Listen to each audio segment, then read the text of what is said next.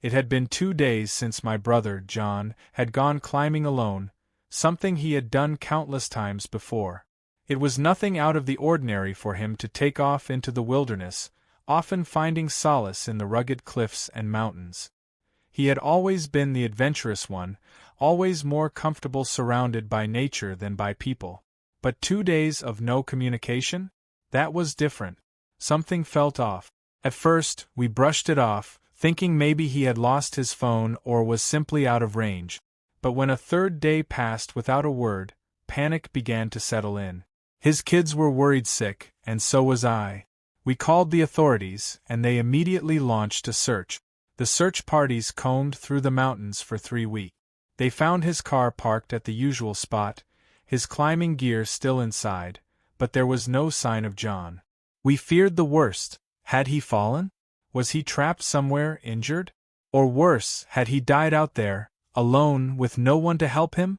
Then, 3 weeks after he had disappeared, John came home. When I opened the door and saw John standing there, my first reaction was pure relief.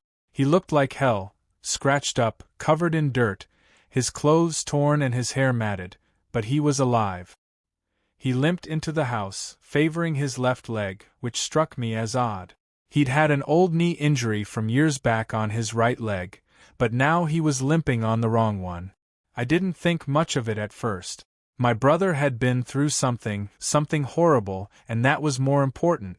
I hugged him, but John barely reacted. His arms hung limp at his sides, and his eyes, once full of life, seemed distant, almost vacant. When his kids rushed in to see him, he barely acknowledged them. It was like he didn't recognize his own family. We tried asking him where he had been, what had happened, but his answers were vague and strange. He told us that he had gotten lost, that he had survived on raw meat from animals he had trapped.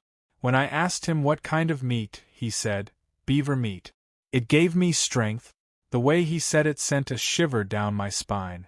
As the days went by, John's behavior became increasingly bizarre.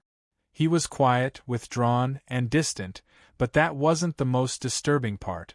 It was the little things, the way he stared at us for too long, the way his eyes seemed to follow our movements with a cold, calculating intensity. He barely spoke unless prompted, and even then, his responses were strange, as if he were choosing his words carefully. One night, I found him in the kitchen, eating raw meat straight from the fridge. His hands were slick with blood, his teeth tearing into the flesh with a disturbing ferocity. When I confronted him, he barely looked up. "It's better this way," he mumbled through a mouthful of meat. "Cooked meat weakens you." His limp had also become more pronounced, but it still didn't make sense. He was favoring the wrong leg. When I asked him about his right knee, the one that had been giving him problems for years, he just stared at me blankly. It was like he didn't even remember the injury. Then, there was the day we were sitting in the backyard. The kids were playing, and I decided to try to snap him out of his daze. I brought up his old friend, Jacob, someone he had known since childhood. "Hey, how's Jacob doing?" I asked casually, trying to bring some normalcy back to the conversation. John smiled faintly. "He's fine. We talked the other day. But here's the thing, my brother never had a friend named Jacob." That was when the realization hit me like a ton of bricks. This wasn't my brother. Once I understood that the man sitting in my backyard, watching my brother's children, wasn't really John, everything changed. The subtle, unsettling details that I had dismissed before suddenly took on new meaning. His strange behavior, his distant stare, the limp on the wrong leg, all of it was adding up to something far more sinister. I tried to rationalize it at first. Maybe the trauma of being lost had changed him in ways I couldn't understand. But no matter how hard I tried to convince myself that it was John, deep down, I knew something was horribly wrong. Late one night, I heard strange noises coming from his room. Quiet shuffling, like someone was pacing. I crept toward the door and listened. That's when I heard it, whispering. Low, garbled whispers, as if he were speaking in a language I didn't recognize. My heart pounded as I pressed my ear against the door. "Jacob, they don't know yet. he murmured, followed by strange, guttural sounds that sent chills down my spine. I backed away slowly, trying to suppress the rising panic. There was no Jacob, and whoever, or whatever, was in that room wasn't John. Things escalated quickly after that night. I couldn't shake the feeling that I was being watched, that something was lurking just beneath the surface of John's strange behavior. He started disappearing for hours at a time, only to return with dirt under his fingernails and a vacant, almost predatory look in his eyes. One day I decided to follow him. He left the house early, limping down the road toward the edge of the forest that bordered our property. I stayed far enough behind to avoid detection, but close enough to see where he was going. He led me deep into the woods, farther than I had ever ventured. There, hidden among the trees, was a small clearing. In the center, I saw something that made my blood run cold, an old, worn-down cabin, almost invisible among the thick overgrowth. John entered the cabin without hesitation, and I crept closer, trying to see what he was doing. Through the cracked window, I saw him kneeling before a makeshift altar made of sticks and bones. The air was thick with the stench of decay. There, on the altar, lay the carcass of an animal, another beaver, its raw flesh half devoured. But that wasn't the worst part. Surrounding the altar were strange, unrecognizable symbols, etched into the dirt. They seemed to pulse with an eerie energy, as if they were alive. I stumbled back, my breath coming in shallow gasps. Whatever John had encountered during those 3 weeks he was missing, it had changed him. And now it was something far more terrifying. I couldn't keep this to myself any longer. I had to confront him, had to figure out what was happening before it was too late. That night, after the kids were asleep, I cornered John in the living room. "I know what you've been doing," I said, my voice trembling. "I followed you. I saw the cabin, the altar. What the hell is going on, John? Who's Jacob?" He stared at me, his expression unreadable. Then a slow, chilling smile spread across his face. "I told you before," he said quietly. "Jacob gave me strength. He showed me the way when I was lost." "John, you've never had a friend named Jacob," I shouted, the fear bubbling up inside me. "That's what you think," he replied, his voice low and menacing. "But Jacob's always been there. You just didn't see him." He stood up, towering over me, his eyes dark and hollow. "I'm not the same, brother. I'm stronger now. Jacob made me stronger. And soon you'll understand." I backed away, my hands shaking. This wasn't John. I didn't know who, or what, he was anymore, but I knew one thing for sure: I had to protect my family. After that confrontation, things spiraled out of control. John's behavior became increasingly erratic and violent. He would disappear for longer periods, returning with fresh cuts and bruises, his limp growing more pronounced. But what disturbed me most were his eyes. Once warm and familiar, they were now cold and distant, like the eyes of a predator watching its prey.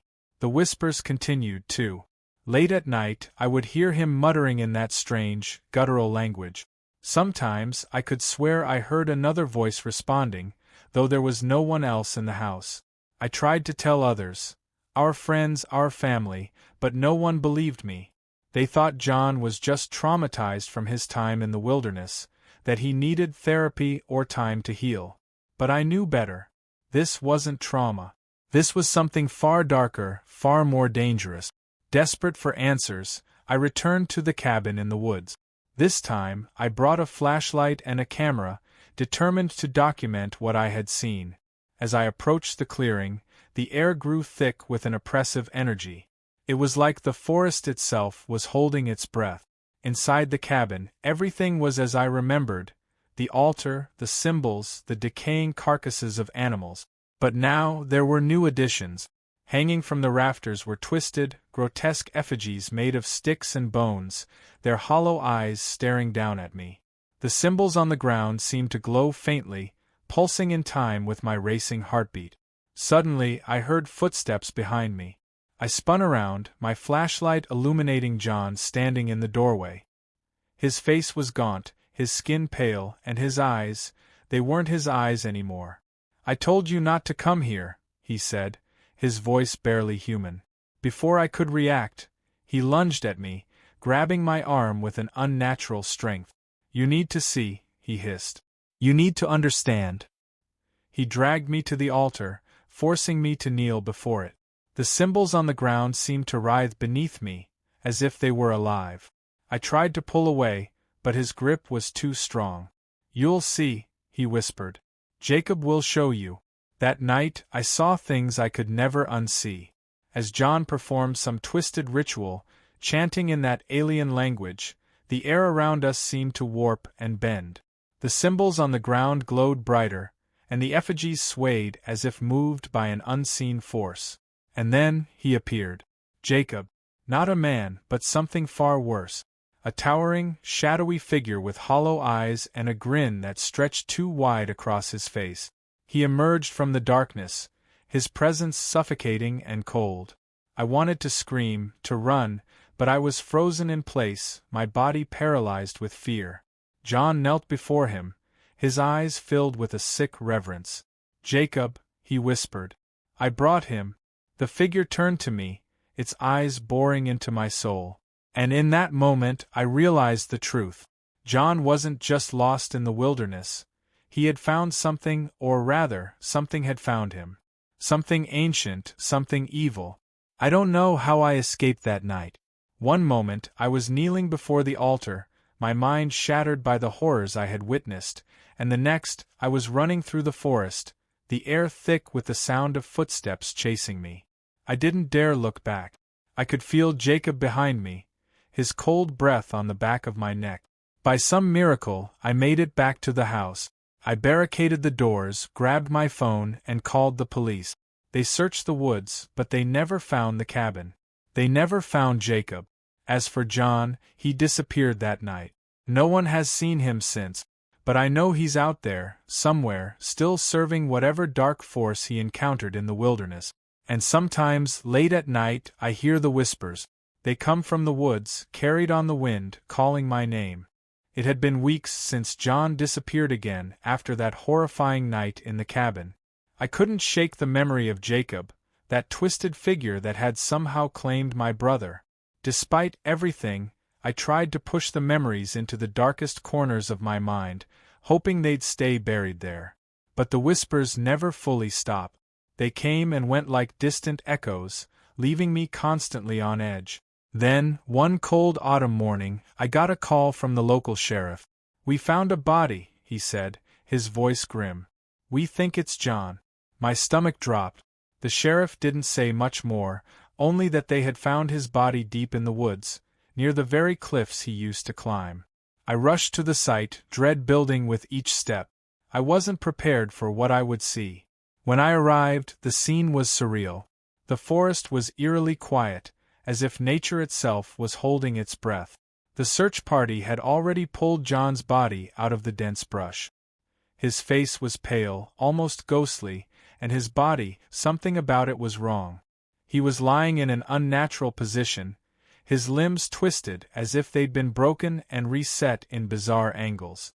His skin, cold to the touch, was mottled and bruised, but what truly horrified me was his eyes. They were open, wide, and glazed over, but not with the emptiness of death. It was something worse, something unnatural. But the worst part? His right knee was shattered, yet his body was favoring the left side, just like before. It made no sense. He looked as though he had been frozen in place, still bearing that same twisted limp. After the initial shock of the discovery, the police took John's body for an autopsy. I thought this might bring closure, some explanation for his death, but it only opened more doors to horror. The coroner called me a few days later. His voice was strained, as though he was trying to make sense of the results. "I've been doing this a long time," he said, "and I've never seen anything like this." He explained that John's body showed signs of extreme trauma. His bones, particularly his right knee and left arm, were shattered in ways that didn't align with any fall or typical injury. It was as if his body had been subjected to immense pressure, crushed and contorted over time. The unsettling part was that there were signs of healing. His knee, which should have rendered him immobile, had started to mend itself in an unnatural way, but it was twisted, warped. Something had been keeping him alive, at least for a while. The coroner also mentioned something disturbing. There were foreign substances in John's bloodstream, traces of something he couldn't identify. It wasn't from the environment, not any known toxin or poison. It was something else. I've sent the samples to a specialist, the coroner continued. But, whatever it is, it's not natural. I couldn't help but think back to that night in the cabin.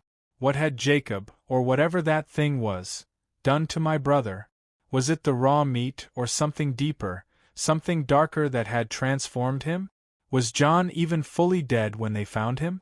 After John's body was found and buried, I hoped for peace, for some closure. But instead, my nights were filled with restless sleep and nightmares. In my dreams, I saw John, but it wasn't the brother I knew. He stood at the edge of a dark forest, his body still twisted, his eyes glowing faintly in the moonlight. He would beckon me to follow, his voice whispering, "It's not over." I tried to shake off the dreams, dismissing them as my mind's way of coping with the trauma.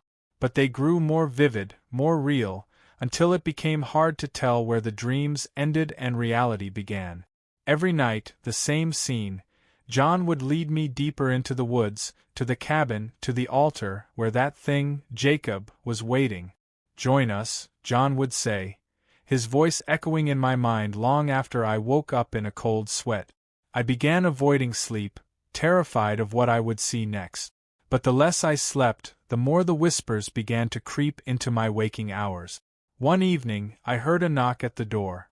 It was late, too late for anyone to visit, but the tapping was insistent. My heart raced as I approached the door, my mind immediately flashing back to John and his disappearance. I opened the door slowly, expecting the worst.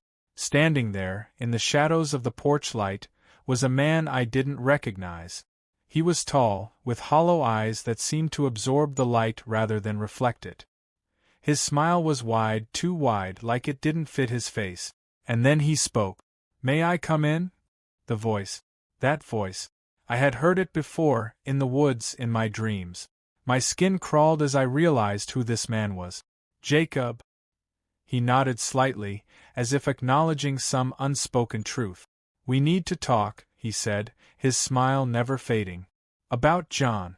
Panic surged through me. I tried to close the door, but Jacob was faster. His hand shot out, gripping the door with an inhuman strength. "It's too late for that," he whispered. "You're already part of this now." Jacob stepped into the house without waiting for permission, his presence filling the room with a suffocating weight. I backed away, my mind racing, searching for an escape, but there was none. He was here, and there was no denying the truth any longer. "I gave John a gift," Jacob began, his voice calm but sinister. "He was lost, and I showed him the way.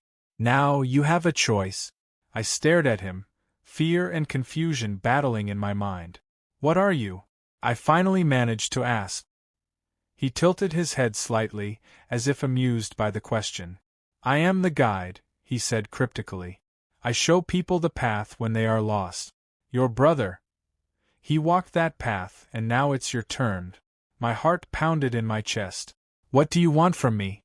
Jacob stepped closer, his eyes boring into mine. "Join us. It's not too late to see what John saw. To become what he became." I shook my head, backing away further. "No. I'm not like him. I don't want this." His smile faded, replaced by something far darker. "You don't have a choice." Before I could react, Jacob reached out, grabbing my arm. His touch was ice cold, sending a shock of pain through my body. I struggled, trying to pull away, but his grip was too strong. "It's already begun," he whispered, his eyes gleaming with malice. I looked down at my arm, where his hand was gripping me. There, beneath his fingers, was a mark, a dark, swirling symbol that seemed to pulse with an unnatural energy. It burned into my skin, spreading like a virus, and I could feel something inside me change. It was as if a door had opened in my mind, and the whispers, the ones I had been hearing in my dreams, grew louder. Jacob released me, and I stumbled back, clutching my arm. The mark throbbed, sending waves of pain through my body. "You're one of us now," he said softly. "You'll see soon enough." With that, he turned and walked out the door, disappearing into the night, leaving me alone with the growing dread that whatever had claimed John was now coming for me. The days after Jacob's visit were a blur of confusion and fear. The mark on my arm burned constantly, a reminder that something dark was now inside me. I could feel it growing, spreading through my veins, twisting my thoughts, making it harder to distinguish between reality and the nightmarish visions that plagued me. I saw John everywhere, in reflections, in the shadows of the house, in my dreams. He wasn't my brother anymore. He was something else, something dark and twisted, and he was calling to me. I tried to fight it, but it was no use. Whatever Jacob had done to me, it was too powerful. The whispers became louder, more insistent, and soon, I found myself drawn back to the woods. I knew I shouldn't go, but something deep inside me, something I couldn't control, was pulling me back to the cabin. I found myself standing in front of the cabin once again, the air thick with the same oppressive energy I had felt before. But this time, I wasn't alone. John was there, standing by the altar, his body still twisted and broken, his eyes glowing faintly in the darkness. "Welcome," he said, his voice a hollow echo of the brother I once knew. I stepped forward, the mark on my arm throbbing painfully. I could feel Jacob's presence, though I couldn't see him. He was watching, waiting. "You're one of us now," John whispered. "It's time to embrace the truth." But I couldn't. I wouldn't. With every ounce of strength I had left, I fought against the pull of the darkness, against the whispers that urged me to give in. I grabbed a nearby rock and slammed it against the altar, shattering the symbols etched into the ground. The air around me seemed to ripple, and suddenly the oppressive force lifted. The whispers faded, and for the first time in weeks, I felt a sense of clarity. John screamed, his body convulsing as the connection between him and Jacob was severed. He collapsed to the ground, his eyes fading back to their normal, human color. I ran. I don't know how I made it out of the woods that night. When I finally stumbled back home, exhausted and terrified, I collapsed onto the floor, my body shaking with relief and fear. The mark on my arm was still there, but it no longer burned. The whispers were gone.